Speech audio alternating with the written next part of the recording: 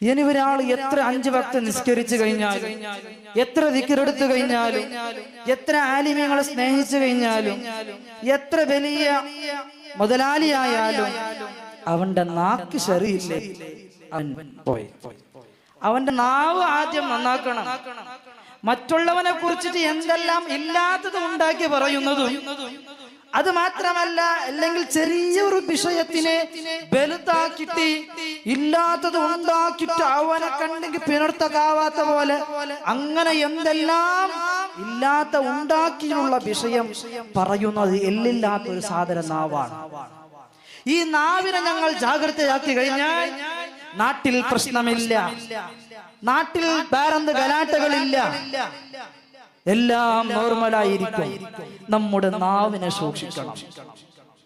നാവ് കൊണ്ട് ഞാൻ കളവ് പറയും, അല്ലെങ്കിൽ ഞാൻ ഒരു കൂട്ടം കൂടിയ സമയത്തിൽ ഓട്ടോമാറ്റിക്കായി ഞങ്ങൾ പിന്നോർത്തനെ കുറിച്ച് കുറ്റം പറഞ്ഞു പോകും.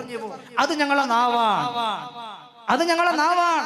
ഞങ്ങൾ ഹക്ക് കണ്ടത് മാത്രം കണ്ടതുപോലെ പറയണം. കാണാത്തത് മറ്റുള്ളവനെ കുറിച്ചിട്ട് ഇറച്ചി തീർന്നവണ് ഞമ്മക്ക് എന്തിനാ? ഞാൻ എത്ര നല്ലവൻ, ഞാൻ എത്ര നല്ലവൻ ഞാൻ ചിന്തിക്കണം. പിന്നെയാണ് മറ്റുള്ളവനെ കുറിച്ച് ചിന്തിക്കാൻ ഞാൻ പോകണം. അത് എത്ര വലിയ ഹാജിയാരി ആയാലും, എത്ര വലിയ ഞങ്ങളെ പോലത്തെ ആലിമായാലും, എത്ര വലിയ പ്രസിഡന്റുമാരായാലും, എത്ര വലിയ സെക്രട്ടറിമാരായാലും, എത്ര വലിയ ഖജാൻജിമാരായാലും, എത്ര വലിയ നാട് ഭരിക്കുന്ന ആളായാലും, ഞങ്ങൾ സൂക്ഷിക്കേണ്ടത് നമ്മുടെ നാവ് ആദ്യം സൂക്ഷിക്കണം.